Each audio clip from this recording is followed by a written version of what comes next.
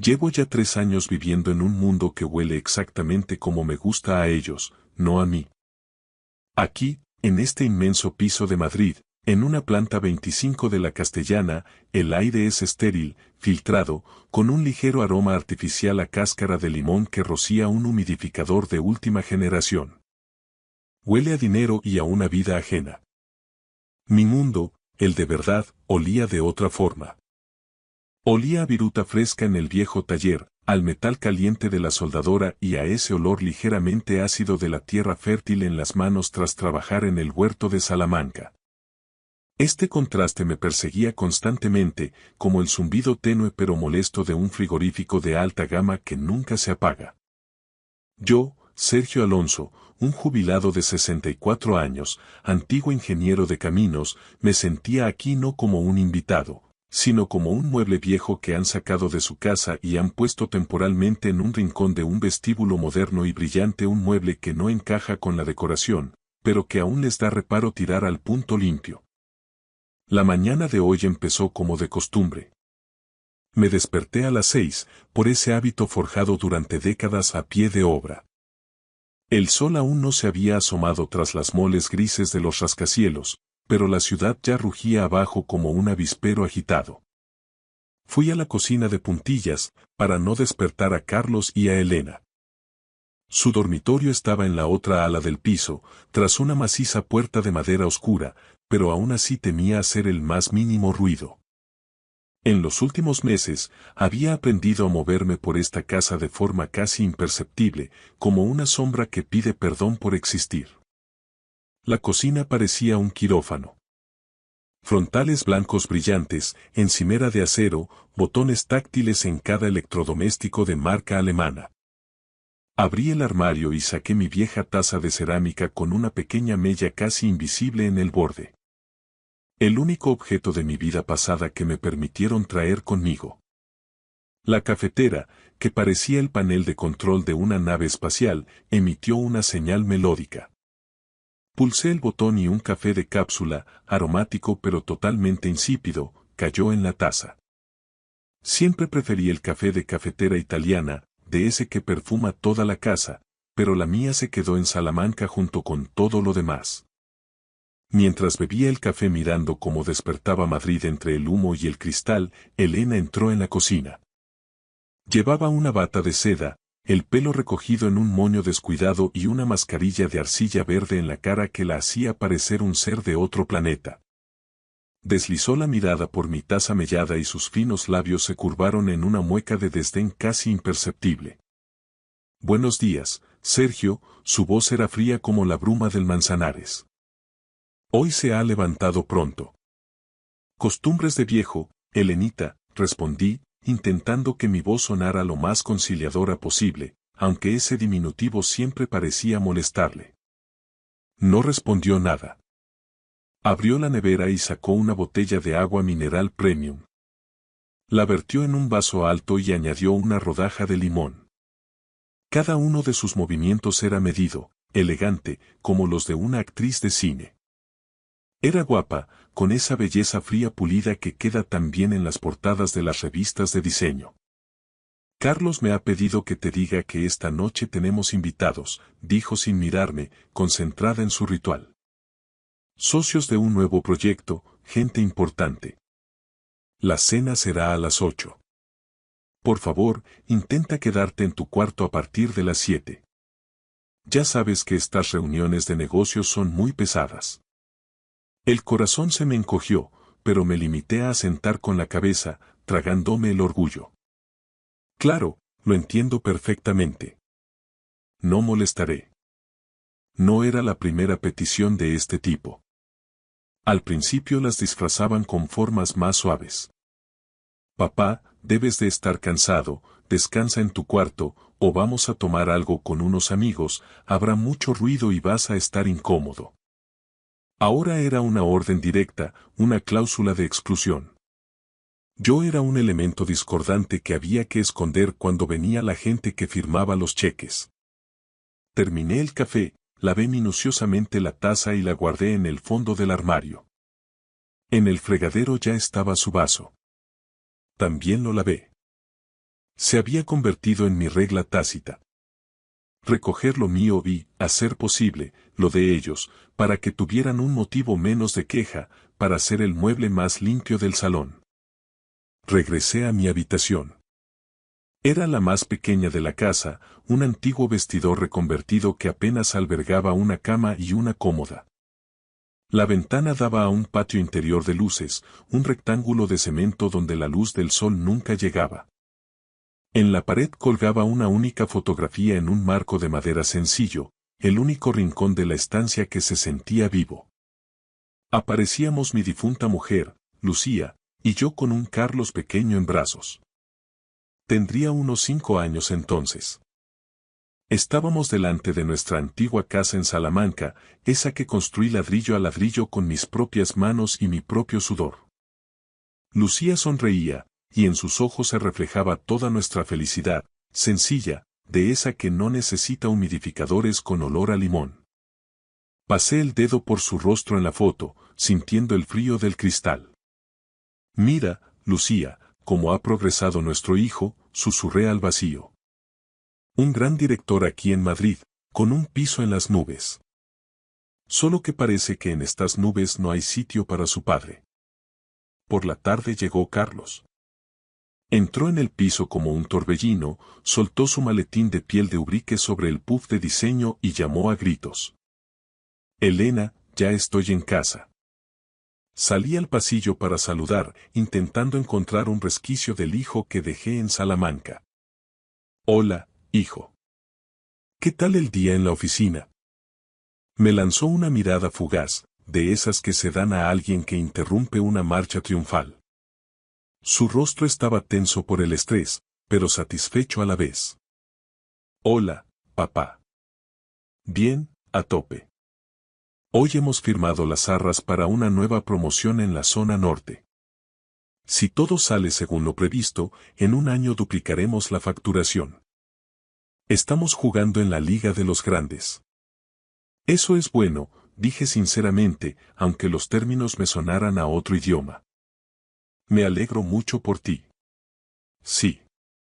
Se aflojó el nudo de su corbata de seda. ¿Te ha dicho Elena lo de esta noche? Sí, claro, no te preocupes, no molestaré. Perfecto. Ya caminaba hacia el dormitorio principal, perdiendo cualquier interés en mi presencia. Ah, por cierto, mañana tendremos que ir a la gestoría.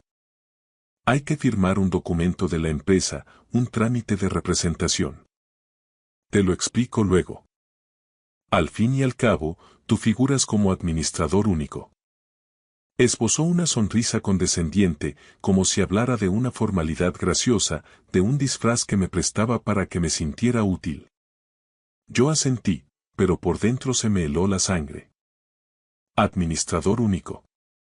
Sí, formalmente yo era el dueño del 100% de las participaciones de Logística y Construcciones Alonso S.L., la misma empresa que ahora generaba millones y les permitía vivir en este piso de la Castellana, conducir coches alemanes de gama alta y esconderme en un vestidor cuando venían invitados de nivel. Carlos parecía haber olvidado que mi titularidad no era una simple carambola legal, o lo que era peor, quizá nunca lo había considerado algo serio. Por la noche, tal como se me había ordenado, me quedé en mi cuarto. Del salón llegaban risas impostadas, el tintineo de copas de cristal de Bohemia y un hilo de música chill-out que me resultaba ajeno. Intentaba leer, pero las líneas de mi libro se emborronaban. Oía a Carlos contar con arrogancia las perspectivas de la empresa, las nuevas tecnologías de edificación, los contratos públicos millonarios. Hablaba como si lo hubiera creado todo de la nada, como si su imperio no tuviera cimientos. Como si no hubiera existido mi casa de Salamanca, vendida hasta el último ladrillo, ni mis ahorros de 40 años como ingeniero de caminos invertidos hasta el último céntimo en su proyecto inicial. Cerré los ojos y sentí cómo brotaba en mi interior un resentimiento sordo y frío. Se había ido acumulando gota a gota durante meses de silencios y desplantes. Y hoy, con esa orden de esconderme, parecía que el vaso empezaba a desbordarse. Aún no sabía qué hacer, pero por primera vez en estos 3 años comprendí que no podía seguir siendo una sombra que pide permiso para respirar. Algo tenía que cambiar. Y ese cambio, lo presentía, iba a ser doloroso para todos. La recepción se alargaba. Las voces en el salón eran cada vez más altas. Yo, sentado en mi pequeño cuarto, me sentía un proscrito en la casa comprada con el dinero de la venta de mi propia fortaleza. Intenté concentrarme en el camino de Miguel Delibes, buscando refugio en sus palabras castellanas, pero mis pensamientos volvían tercos a la realidad del otro lado del tabique. Cada frase que llegaba desde el salón me hería. Oía a Elena decirle a una invitada entre risitas: «Estamos mirando las Maldivas para este año. Carlos necesita desconectar, que el pobre se mata a trabajar. Iremos en business, claro. Volar en turista a estas alturas es una ordinariez, hay que tenerse un poco de respeto a una misma». Dejé el libro sobre la mesilla. Maldivas, clase business. Recordé cómo Lucía y yo, una vez cada 5 años, nos permitíamos un viaje a Benidorm, a un hostal modesto cerca de la playa, y éramos los reyes del mundo. Ahorrábamos todo el año privándonos de mucho, pero esos recuerdos eran los más cálidos. Y ahora mi hijo, que de niño se ponía radiante con una excursión al campo en un viejo Seat, hablaba de la clase business como si fuera un derecho de nacimiento. En sus planes para las Maldivas, por supuesto, no había sitio para su anciano padre. Ese pensamiento me atravesó la conciencia y activó una cadena de recuerdos amargos. Volví a ver aquel día en mi cocina de Salamanca. Carlos, recién llegado de Madrid, rebosaba un entusiasmo casi febril. Desplegó sobre la mesa de madera informes y gráficos. «Papá, es la oportunidad de nuestra vida. El mercado inmobiliario en Madrid está volviendo a explotar. Tengo la idea, tengo los contactos en el ayuntamiento. Solo necesito el capital inicial. Los bancos no dan crédito por una idea sin avales sólidos». Elena estaba a su lado, apretándole la mano y mirándome con una esperanza que entonces creí sincera. «Sergio, se lo devolveremos todo con intereses. Carlos tiene tanto talento, le va a ir de maravilla. Usted será parte de esto». Los miré y vi en sus ojos el sueño de una vida mejor, el mismo por el que yo había trabajado en obras bajo el sol y la lluvia toda mi existencia. «¿Cuánto hace falta?», pregunté, aunque ya temía la respuesta. Carlos respiró hondo. 50.000 euros para empezar. De base. Para la oficina, el registro de la SL, los primeros sueldos. Yo tenía en la cuenta 20.000 euros. Mis ahorros de toda la vida. El resto. El resto era mi piso de 3 habitaciones en el centro de Salamanca. Mi hogar, donde cada reforma la hice yo, donde aún se sentía el espíritu de Lucía. Venderé el piso, dije entonces, y la decisión nació de un amor ciego de padre. Y añadiré mis ahorros. Con eso tendréis vuestra oportunidad. Carlos me abrazó como hacía años que no lo hacía. Papá. No te arrepentirás. Te traeremos a Madrid con nosotros, compraremos un piso enorme. Tendrás la mejor habitación, serás nuestro invitado de honor. Lo vendí todo. El piso voló por 180.000 euros. Lo invertí todo en su sueño. Al principio, en Madrid, vivimos de alquiler, unidos por la necesidad. Ayudé a Carlos con los trámites legales y la constitución de la sociedad. Fue entonces cuando Pedro, mi amigo abogado de la facultad, me dio el consejo que hoy me mantenía en pie. Sergio, no seas ingenuo. Ponlo todo a tu nombre. Tú eres el único inversor real. Que tu hijo sea el director, que gestione el día a día, pero el administrador único y el socio único debe ser tú. Por si las moscas, que la vida da muchas vueltas y el éxito emborracha. Carlos no se opuso. Para él, en aquel momento de hambre, era una formalidad. Lo importante era el flujo de caja. Pero el éxito llegó, y con él, el olvido. Hace medio año, durante una cena, me atreví a preguntar.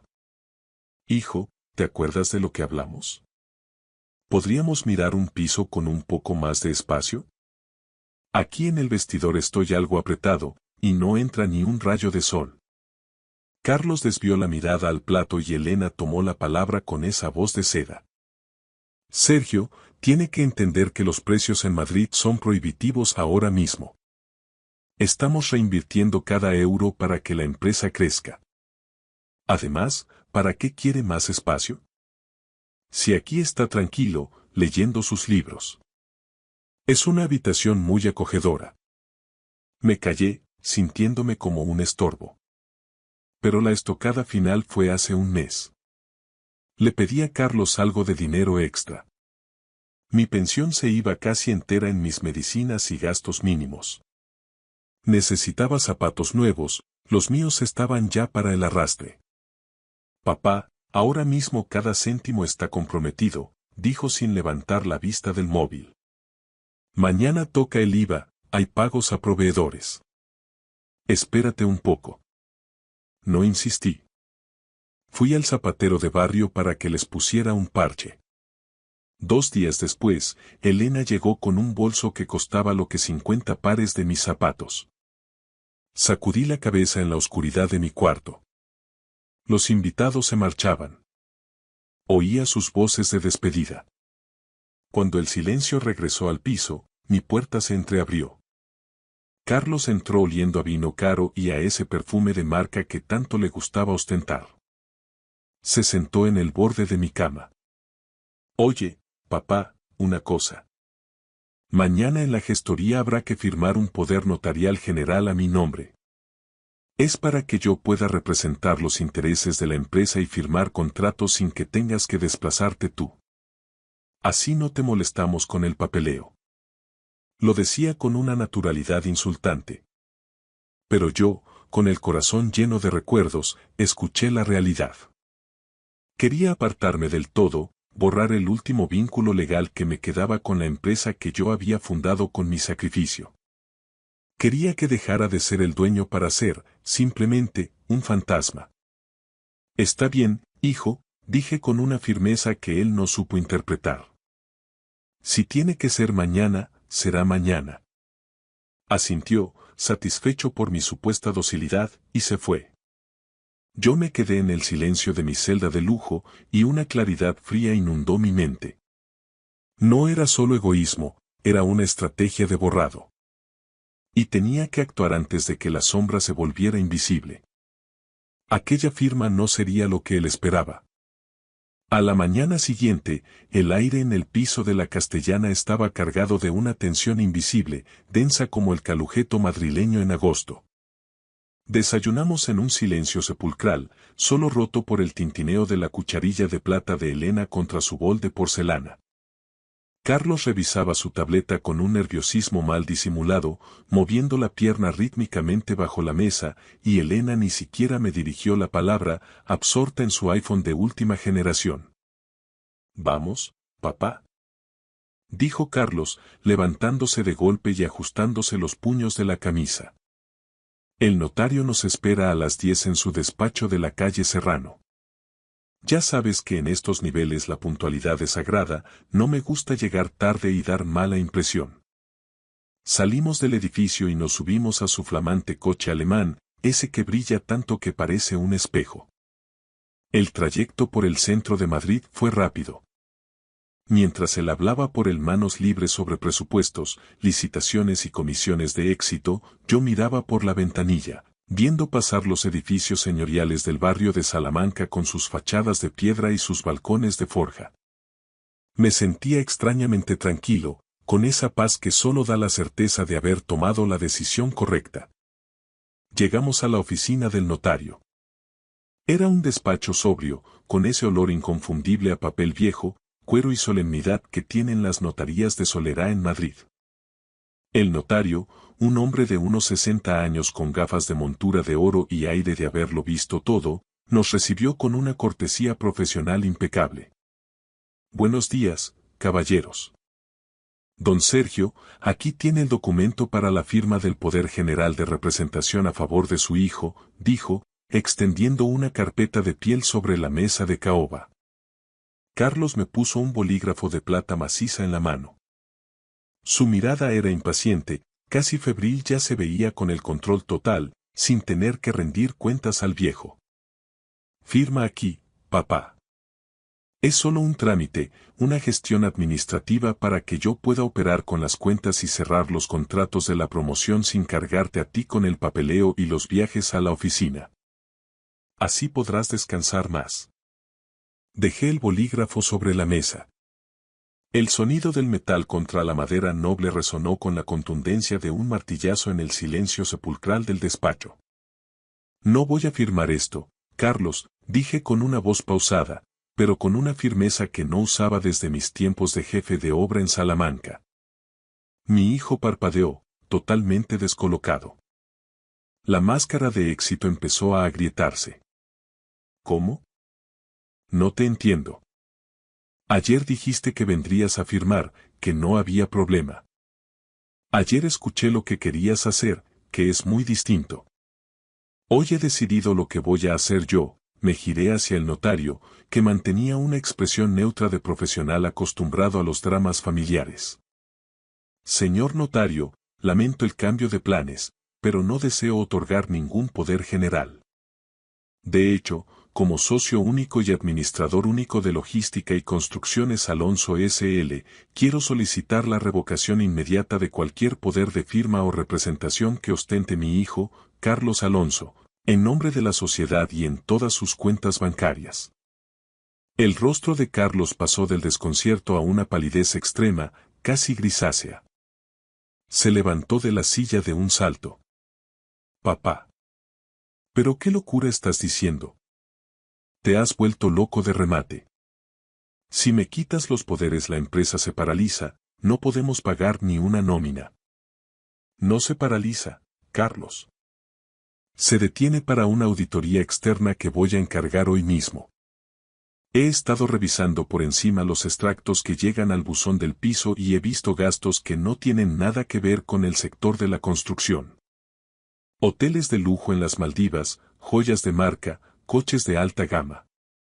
Mientras tanto, yo vivo en un vestidor sin luz natural y tengo que pedir permiso para salir de mi cuarto cuando vienen tus socios importantes. Es mi trabajo. Es imagen de marca, joder. En Madrid hay que aparentar para cerrar negocios. Gritó él, perdiendo los papeles por completo y olvidando que estábamos en un despacho oficial. No, Carlos. No es imagen de marca. Es mi dinero. Es el dinero que obtuve vendiendo mi casa de Salamanca, mi sudor de 40 años y el patrimonio que tu madre y yo levantamos de la nada. Y no voy a permitir que lo malgastes en una vida de cartón piedra mientras me tratas como a un estorbo que hay que ocultar. Salí del despacho sin mirar atrás, ignorando sus súplicas que empezaban a sonar a desesperación. Carlos intentó seguirme, gritando en plena calle Serrano que me arrepentiría, que estaba tirando su carrera por la borda, que no sabía lo que hacía. Pero yo, por primera vez en 3 años, caminaba con la espalda recta. Me sentía más ligero que nunca, como si el aire de Madrid hubiera dejado de ser estéril para empezar a saber a libertad. Me dirigí directamente a una sucursal bancaria cercana, donde nos conocían bien. Como administrador único legítimo, bloqueé todas las tarjetas de crédito corporativas y las cuentas personales vinculadas a la caja de la empresa. En menos de una hora, el grifo de lujo de Carlos y Elena se había cerrado en seco. La ficción había terminado. Cuando regresé al piso de la Castellana para recoger mis pocas pertenencias, la escena era dantesca, un retrato del colapso de una fachada de cristal. Elena gritaba histérica por teléfono en el pasillo, su tarjeta platino había sido rechazada en una boutique de la Milla de Oro y el mundo parecía acabarse para ella. Carlos estaba hundido en el sofá de cuero italiano, con la cabeza entre las manos y el nudo de la corbata deshecho. Lo has destruido todo, papá, dijo con una voz quebrada, sin rastro de su arrogancia habitual. Mañana vencen los pagarés de los proveedores. Si no hay liquidez, nos van a freír a demandas. Entraremos en concurso de acreedores en una semana. No he destruido nada, hijo. Simplemente he tomado el mando del barco antes de que lo estrellaras contra las rocas, respondí con una calma que me sorprendió a mí mismo. Mañana mismo nombraré a un administrador judicial y a un gestor independiente para que pongan orden en este caos. Si la empresa es realmente viable, seguirá adelante, pero bajo mis condiciones. Y la primera condición es que yo ya no formo parte de este decorado. No vivo más aquí. ¿Y a dónde piensas ir? Escupió Elena, apareciendo en el umbral con los ojos inyectados en sangre y un desprecio infinito. ¿A tu querida Salamanca? Ya no tienes casa allí, te recuerdo que la vendiste para pagarnos este estilo de vida. Vas a ser un vagabundo con acciones. Tengo algo mucho mejor que un ático en Madrid, Elena, sonreí, cerrando mi pequeña maleta. Tengo dignidad y la conciencia tranquila. Algo que tú no podrías comprar ni con todo el crédito del mundo. Esa misma tarde, me instalé en un pequeño hotel cerca de la estación de Atocha. El olor a café de verdad y el trasiego de la gente real me devolvieron la vida. Sin embargo, al día siguiente, la situación se tornó más oscura. Carlos, en un ataque de desesperación infantil, intentó entrar de madrugada en la sede de la oficina para llevarse archivos, ordenadores y documentación sensible. Por suerte, yo ya había contratado seguridad privada y cambiado las cerraduras. No era una cuestión de maldad ni de venganza, era una medida de protección para salvar lo que quedaba de mi patrimonio. Lo que descubrí tras la primera auditoría fue peor de lo que imaginaba.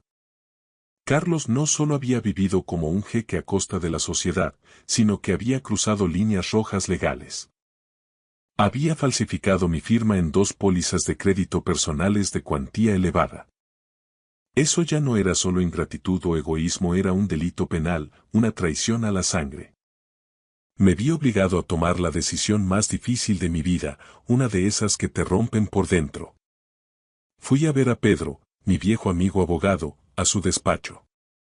Sergio, si esto llega a oídos de la fiscalía, tu hijo se enfrenta a penas de cárcel, me advirtió Pedro, mirándome con lástima. Estamos hablando de falsedad en documento mercantil y estafa. Son palabras mayores. Él no tuvo piedad de mí ni de la memoria de Lucía cuando me convenció para vender nuestro hogar, respondí con una amargura que me quemaba la garganta. Pero no soy un verdugo, soy su padre. No quiero que acabe en Soto del Real, pero tampoco puedo permitir que siga creyendo que sus actos no tienen consecuencias. Solo quiero que aprenda, por las malas, el valor real de las cosas. A través de los abogados, le hice llegar a Carlos una propuesta de último recurso. No presentaría cargos penales y detendría la investigación si él aceptaba un acuerdo de reestructuración. Trabajaría como un empleado de base en la constructora, como un simple oficial de oficina, bajo la supervisión estricta del nuevo gestor. Tendría un sueldo de mileurista, 1.200 euros netos al mes. Sin coches de empresa, sin visas de representación, sin comidas en restaurantes de lujo. Elena, tal como yo sospechaba, no tardó ni 2 semanas en presentar la demanda de divorcio. Al ver que el grifo del dinero se había secado y que su marido ahora era un simple empleado con un sueldo humilde, su amor eterno se evaporó junto con el aroma a limón artificial del humidificador. Carlos se quedó solo, frente al espejo de su propia realidad. Han pasado 6 meses y la luz de Castilla vuelve a entrar por mi ventana. He regresado a Salamanca. No a aquel viejo piso del centro, ese ya es parte del pasado y no se puede recuperar, sino a una casita acogedora en las afueras, con un pequeño terreno y vistas a las catedrales doradas que brillan al atardecer.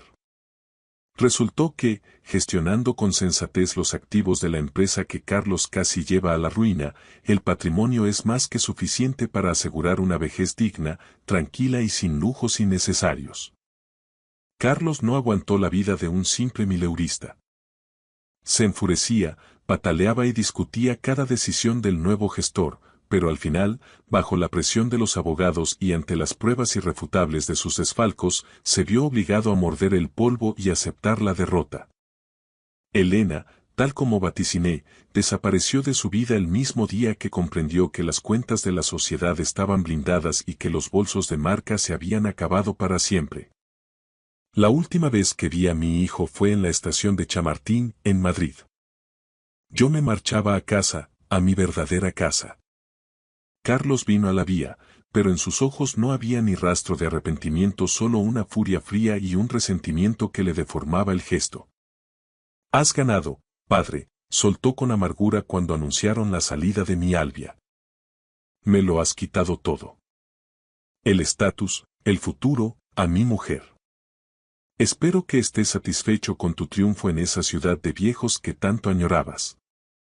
Metió la mano en el bolsillo de su chaqueta de marca, que ahora lucía un poco arrugada y sin el apresto de la tintorería, sacó un billete de 10 euros y me lo metió a la fuerza en el bolsillo superior de la camisa, con un gesto cargado de desprecio.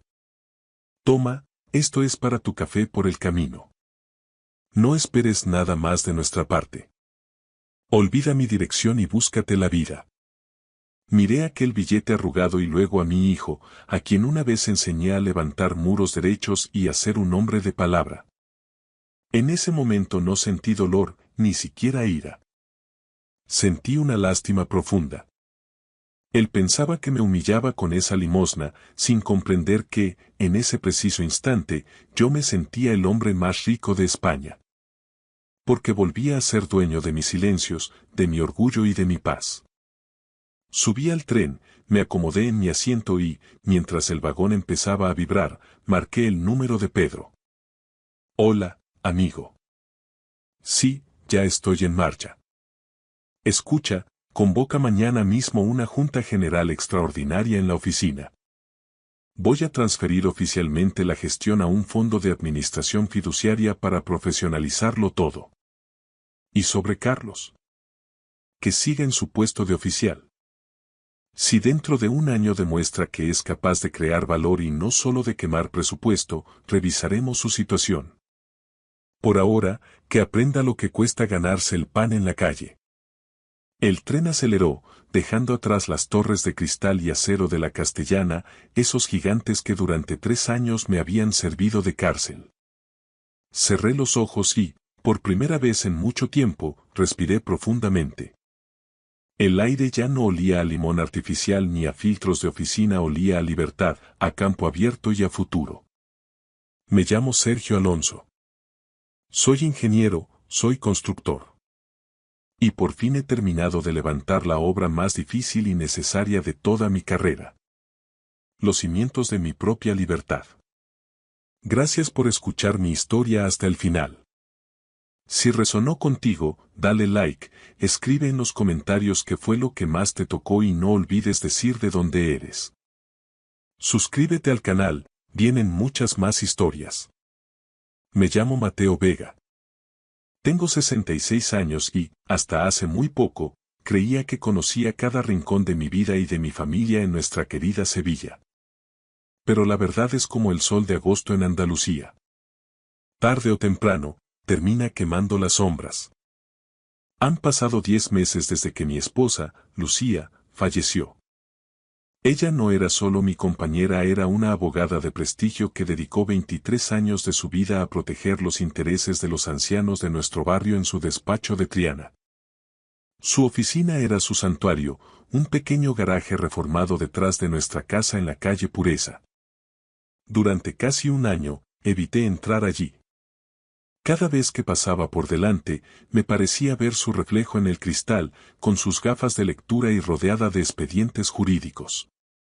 Sin embargo, mi nieta Estela necesitaba un lugar tranquilo para estudiar y decidí que era hora de convertir ese templo del duelo en una biblioteca para ella. Llamé a Javier, un contratista de confianza que ya nos había hecho reformas antes. Solo hay que desmontar las estanterías, actualizar el cableado y mejorar la iluminación, le dije mientras le entregaba la llave aquel martes de finales de septiembre. No podía quedarme a ver cómo desmantelaba el espacio de Lucía. Sus libros de derecho, sus diplomas de la Universidad de Sevilla, incluso la taza de café que nunca terminaba de lavar. 3 horas después, mi móvil sonó. Era Javier. Su voz sonaba tensa. Sr. Vega, tiene que venir a ver esto. Pero no venga solo. Traiga a sus hijos. Mi corazón dio un vuelco. Cuando llegué, Javier estaba junto a la estantería del muro este, esa que Lucía encargó a medida en 2001. La había desplazado hacia adelante. Se movía con demasiada facilidad, me explicó. Detrás, oculta en el muro, había una pequeña caja fuerte digital de acero cepillado. Me quedé solo en el despacho. El aire todavía olía ligeramente a su perfume. Lucía nunca mencionó una caja fuerte, pero después de 44 años de matrimonio, conocía sus patrones. Probé con nuestras fechas especiales. El código de nuestro aniversario de bodas hizo clic. 15-06-81. Al abrirla, encontré un lápiz de memoria USB, un sobre de color manila sellado y una pila de documentos con nombres subrayados de personas que conocía de la ciudad. El sobre tenía mi nombre escrito con su letra precisa. Para Mateo. Leer a solas primero. Mis manos temblaban tanto que tuve que apoyarme en su escritorio para abrirlo. Dentro había una carta de 3 páginas. La primera línea me robó el aliento. Mi querido Mateo, si estás leyendo esto, es que ya no estoy. Y has encontrado lo que he estado ocultando durante 3 años. 3 años. Ella cargó con este secreto mientras el cáncer consumía su vida. Le pedí a Javier que se marchara. Él asintió con respeto y cerró la puerta, dejándome a solas con las últimas palabras de mi esposa. La luz del atardecer se filtraba por las persianas, proyectando sombras alargadas sobre la mesa donde Lucía pasó tantas noches revisando casos. Diego no es quien pensamos que es, decía la carta. Mi pecho se apretó. Diego, nuestro hijo mayor, el exitoso, el que trabajaba en la zona financiera de Madrid, de quien me había sentido orgulloso durante 44 años. Hace 3 años, la S.R.A. Dolores Ibáñez vino a mi despacho. Perdió todos sus ahorros de jubilación, 380.000 euros. El asesor de inversiones que se lo llevó fue nuestro hijo. Mis ojos se nublaron, pero seguí leyendo. Lucía había investigado. Había 6 víctimas, 6 clientes ancianos que confiaron en alguien que se hacía llamar Lucas Vega. Lucas, nuestro hijo menor. El que siempre parecía estar en apuros, el que se declaró en quiebra hace 7 años, a quien su mujer abandonó y que ahora sobrevivía dando clases de matemáticas en un instituto de secundaria. La carta era demoledora. Diego había usurpado la identidad de su hermano. Había usado sus cuentas, falsificado sus firmas y cargado toda la culpa sobre Lucas. Si aquello salía a la luz sin pruebas, Lucas sería el primer arrestado. Me desplomé en la silla de cuero. Diego vivía en una urbanización de lujo en Pozuelo, conducía un Mercedes y se iba de vacaciones a Europa cada verano. Siempre pensé que era el brillante y responsable, mientras que Lucas me resultaba decepcionante y frágil. Qué equivocado estaba. He pasado 2 años reuniendo pruebas. No podía ir a la policía porque el montaje de Diego es perfecto. Lucas sería acusado antes de que nadie mirara más allá. En el USB está todo. Transferencias, registros bancarios y una grabación de Diego confesándolo todo. Le hice creer que me llevaría su secreto a la tumba. Lucía había grabado a nuestro propio hijo confesando cómo destruía la vida de su hermano. Ella quería decírmelo después de mi fiesta de jubilación, para darme un último recuerdo feliz, pero el cáncer avanzó demasiado rápido. La elección es tuya ahora, Mateo. Protege a Lucas. Él es inocente. Siempre fue el mejor de nuestros hijos, y nunca supimos verlo. Te quiero. Siento no haber podido arreglar esto antes de irme. La firma de Lucía temblaba al final de la hoja. El hijo del que tanto había presumido era un ladrón que se aprovechaba de ancianos como la S.R.A. Ibáñez. Y el hijo de quien me avergonzaba en silencio había sido víctima de un sabotaje cruel durante 7 años.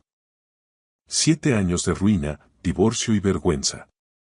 Y yo, en mi ceguera, seguía alabando a Diego y compadeciendo a Lucas. Conecté el USB al portátil que Javier había dejado olvidado.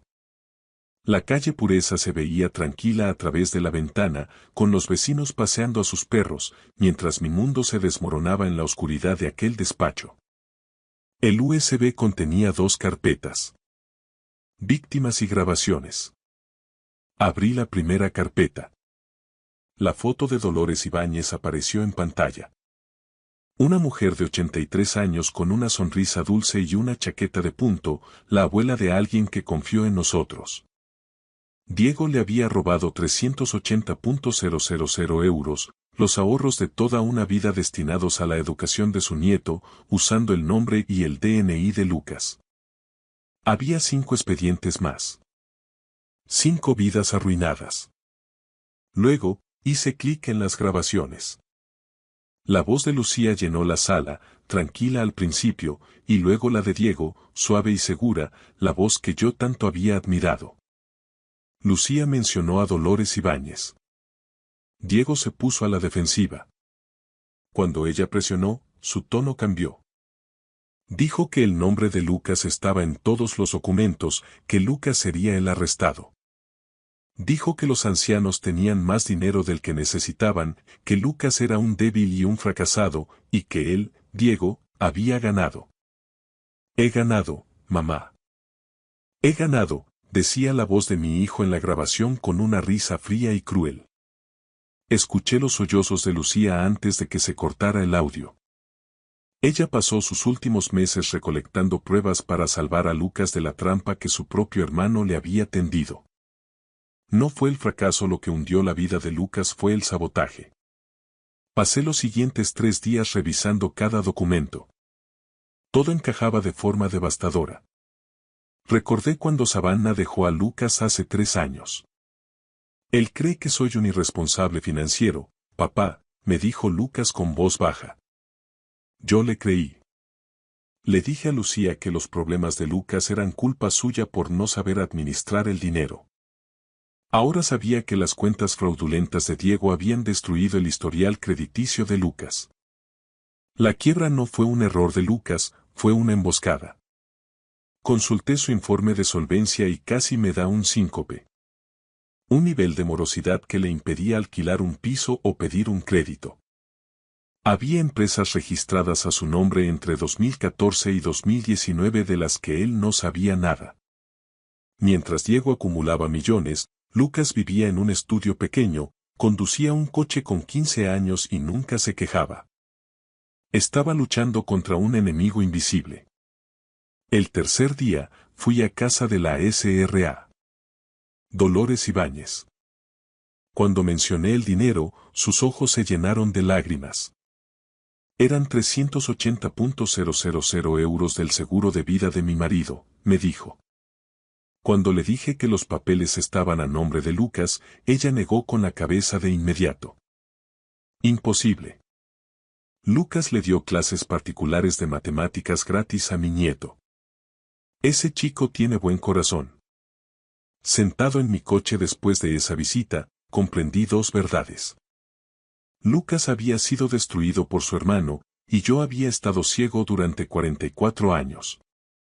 Llamé a una antigua colega de Lucía, Carmen Pardo. Lucía estaba investigando algo muy serio, Mateo, me confesó. Incluso durante la quimioterapia no dejó de trabajar. Necesitas a la Policía Nacional, a la Unidad de Delitos Económicos. Me puse en contacto con el inspector Sánchez. Le envié todo a través de un portal seguro. 3 horas después, me llamó. S.R. Vega, las pruebas de su esposa son sólidas, Pero para una condena rápida necesitamos que el sujeto se incrimine o presentarlo ante testigos. ¿Puede organizar una reunión? Aquello significaba tenderle una trampa a mi propio hijo. Durante 2 días apenas dormí, preguntándome cómo un padre puede entregar a su hijo. Pero luego pensaba en Lucas, en su vida destrozada, en su hija Estela creciendo mientras yo miraba hacia otro lado. Pensé en Lucía muriendo mientras luchaba por la justicia. Justicia para Lucía. Protección para Lucas. Verdad para Estela. El sábado por la mañana envié un mensaje al grupo de WhatsApp familiar. He encontrado algo de vuestra madre durante la reforma. Afecta a su herencia y a la familia. Os necesito a los dos aquí el sábado a las 14. Es importante. Lucas respondió de inmediato. Allí estaré, papá. ¿Va todo bien? Diego tardó 45 minutos. Papá, tengo una reunión en Madrid. No puede esperar. No, escribí. A las 2. Sobre vuestra madre. No faltes. Llegó el sábado, gris y frío. Me vestí con la camisa azul que Lucía siempre decía que resaltaba mis ojos. Me puse su anillo de bodas en una cadena alrededor del cuello, sentía que la traía conmigo. A las 13:45 oí un coche. Lucas llegó primero con Estela. Minutos después, Diego aparcó su Mercedes de alta gama, un coche que valía lo que Lucas ganaba en 2 años de profesor. Entraron en el despacho de Lucía. Lucas se sentó en el sofá con Estela, protegiéndola. Diego se repantingó en el sillón como si fuera el dueño del lugar. Me puse tras el escritorio de Lucía, con el portátil abierto. Gracias por venir, dije con calma. Antes de morir, vuestra madre me dejó una carta. Algo que descubrió y que investigó durante 2 años mientras el cáncer la mataba. Lucas me miró confundido. Hablo de fraude, de robo y de usurpación de identidad, dije levantando la carta. Vuestra madre descubrió que 6 clientes perdieron 1,8 millones de euros a través de cuentas abiertas a nombre de Lucas. La habitación se quedó en silencio. ¿Qué? Eso es imposible, susurró Lucas. Sé que tú no fuiste, dije mirando a Diego. Pero alguien usó tu nombre, tu DNI y falsificó tus firmas para que tú cargaras con la culpa. Diego se levantó de golpe. Papá, mamá estaba muy medicada al final. No pensaba con claridad. Siéntate, dije con una autoridad que me sorprendió. Vuestra madre tuvo la lucidez suficiente para grabar conversaciones. Giré el portátil y pulsé play. La voz de Lucía llenó la sala. Diego, tenemos que hablar. Dolores Ibáñez perdió 380.000 euros. La respuesta de Diego en la grabación fue cínica. Mala suerte. Volatilidad del mercado. Y luego. El nombre de Lucas está en todo. Él irá a la cárcel, no yo. Estela empezó a llorar en silencio. Lucas estaba petrificado. Mi quiebra. Susurró Lucas. Mi divorcio. Fuiste tú. Savannah me dejó porque creía que yo era un desastre. No pude pedir un préstamo cuando Estela necesitó aquella operación de urgencia. Pensé que era culpa mía. Y fuiste tú, dijo Lucas con la voz rota, mirando a su hermano. Destruiste mi vida y dejaste que yo creyera que me lo merecía. Diego se puso en pie con una sonrisa burlona. ¿Y qué vas a hacer, papá? ¿Vas a entregar a tu propio hijo? Miró con suficiencia, convencido de que yo elegiría la sangre antes que la justicia. Se equivocaba. Nunca conoció realmente a su madre, ni a mí. Sí, dije en voz baja. Lo haré. La sonrisa de Diego desapareció. He ganado yo. Gritó perdiendo los papeles. Esos viejos tenían más dinero del que necesitaban. Yo he construido una carrera millonaria mientras tú das clase por 2.000 euros al mes. Abrí la puerta del despacho. El inspector Sánchez entró seguido de 2 agentes. Diego Vega, dijo el inspector, queda usted arrestado por fraude bancario, usurpación de identidad y estafa a personas mayores. Diego se puso pálido. Papá, no puedes hacerme esto. Soy tu hijo. Dejaste de ser mi hijo cuando robaste a ancianos y destruiste a tu hermano, dije con la voz quebrada. Lucía lo sabía. Ella dedicó sus últimos 2 años a proteger a Lucas. He necesitado que ella muera para poder ver la verdad. Mientras se llevaban a Diego esposado, el silencio volvió a la sala. Estela me preguntó a dónde se llevaban a su tío. Ha hecho daño a mucha gente, cariño. Ahora tiene que enfrentarse a ello. Tu padre es inocente. Siempre lo fue. Abracé a Lucas. Se derrumbó sobre mis hombros llorando. Tu madre hizo esto, le susurré. Ella siempre supo quién eras. Yo fui el ciego. No hubo juicio. 3 semanas después del arresto de Diego, su abogado se puso en contacto con el inspector Sánchez para negociar un acuerdo. Las pruebas que Lucía había reunido eran abrumadoras, un laberinto legal del que no había salida. A cambio de una cooperación total, revelando cada empresa pantalla y cada activo oculto, Diego aceptó una condena de 22 años de prisión en lugar de los más de 50 a los que se enfrentaba si íbamos a juicio. Asistí a la lectura de la sentencia solo. Lucas se ofreció a acompañarme, pero le dije que no. Era algo que necesitaba presenciar por mi cuenta, un cierre necesario para esta historia de traición. La jueza Carolina Reynoso, una veterana de la Audiencia Nacional con el cabello gris acero y una mirada forjada por décadas en el estrado, revisó el acuerdo y se dirigió directamente a mi hijo. Sr. Vega, dijo con una voz que resonó en toda la sala, usted no se limitó a robar dinero. Usted destruyó sistemáticamente la vida de su propio hermano. Usó su nombre, su identidad y su reputación como escudo. Si esto no se hubiera descubierto, él habría sido el arrestado. Usted construyó su éxito sobre la ruina de su propia sangre. Diego permanecía en silencio, con su traje a medida reemplazado por el uniforme naranja de la prisión. Esto es una traición profunda, continuó la jueza. Explotó a víctimas vulnerables y tendió una trampa a su hermano. La ley permite la misericordia, pero los hechos no.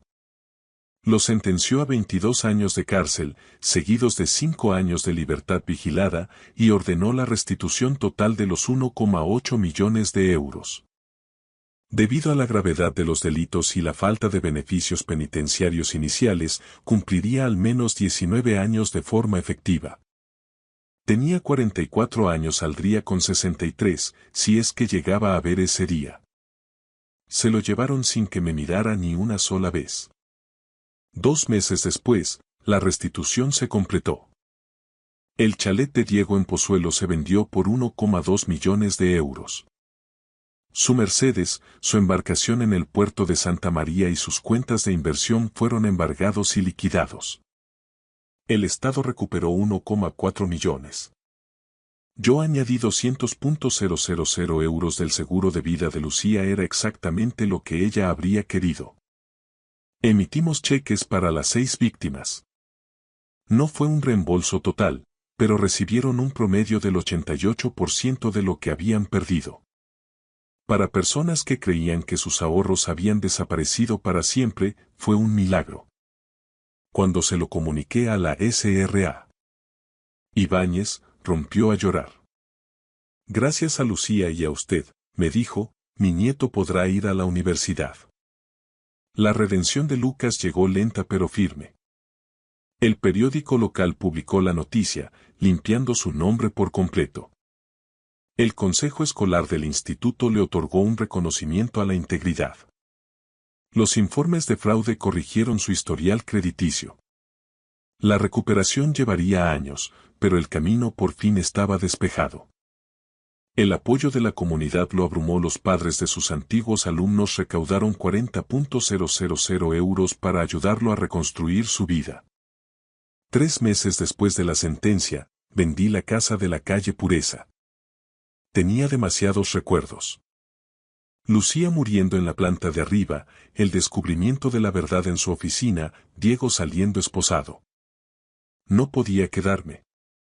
Compré una casa más modesta a 10 minutos del piso de Lucas. Poco después, Lucas y Estela se mudaron conmigo. Su crédito aún estaba dañado, pero ambos sabíamos la verdad. Nos necesitábamos el uno al otro. Empecé a trabajar como voluntario en un centro de mayores, impartiendo talleres sobre cómo protegerse del fraude financiero. Convertir el dolor en propósito era mi forma de continuar el trabajo de Lucía. Antes de entregar las llaves de la antigua casa, entré por última vez en el despacho de Lucía. Decidí que no lo convertiría en una sala de lectura allí, sino que lo recrearía en nuestro nuevo hogar. Su mesa, sus libros, sus diplomas. Un monumento a una mujer que luchó contra el cáncer y la corrupción al mismo tiempo. Ella nos protegió incluso después de su muerte a través de grabaciones y pruebas. Ese era el legado de Lucía. No el título, ni la carrera, sino el valor de luchar por lo que es justo, aunque le costara todo. Incluso si le costaba perderme a mí por un tiempo. En una fría mañana de diciembre, celebramos una pequeña ceremonia en lo que llamé el despacho memorial Lucía Vega. Lo había recreado con cuidado en la nueva casa, con las ventanas orientadas al este para que entrara el sol de la mañana, igual que en Triana. Sobre el escritorio colgaba una placa de bronce. Lucía Vega, de 1958 a 2024. Luchó por la verdad incluso cuando le costó todo. Nos reunimos los 4. Lucas, Estela, la S.R.A. Ibáñez y yo. El abuelo me pidió que leyera algo, dijo Estela, con su voz de 12 años firme a pesar de las lágrimas. Sostenía una página mecanografiada. Es un ensayo que escribí para el colegio. Una persona que cambió mi vida. Aclaró su garganta y empezó. Mi abuela murió antes de que yo la conociera de verdad. Pero este año he aprendido algo increíble. Mientras se moría, también estaba luchando. No solo contra el cáncer, sino contra el crimen. Mi tío hizo algo muy malo. Robó a ancianos y prefirió que culparan a mi padre. Durante 10 años, la vida de mi padre fue una mentira. Pero mi abuela lo sabía. Ella fue como un ángel de la guarda que salvó a mi papá incluso después de haberse ido. Ese es el tipo de persona que quiero ser. Alguien que lucha por lo correcto, aunque sea difícil. La S.R.A. Ibáñez se secó los ojos. Lucas abrazó a su hija con fuerza. Luego, Lucas miró la foto de Lucía y dijo con la voz quebrada. Mamá, gracias por creer en mí cuando nadie más lo hizo. Gracias por pelear una batalla que yo ni siquiera sabía que existía. Se volvió hacia mí. Papá, gracias por terminar lo que mamá empezó. Gracias por elegir la verdad. Gracias por elegirme a mí. No pude hablar. Solo estreché a mi hijo en un abrazo que llevaba 41 años de retraso. A veces me preguntan de dónde saqué las fuerzas para entregar a mi propio hijo. La verdad es que yo no lo hice, lo hizo Lucía. Ella ganó la batalla contra la corrupción y esa victoria nos sobrevivirá a todos. Diego cumple su condena en la prisión de Huelva. No lo visitamos. Hay traiciones que son demasiado profundas. Lucía me enseñó que el amor a veces significa proteger al inocente, incluso cuando el coste es altísimo. Ella no solo dejó pruebas, dejó la verdad. Y la verdad nos devolvió nuestra familia, una construida sobre la honestidad, no sobre la lealtad ciega. Afuera empezaba a refrescar. La voz de Estela me llamó desde el salón. Abuelo. Papá está haciendo chocolate caliente. Miré por última vez la foto de Lucía sonriendo y bajé a reunirme con ellos.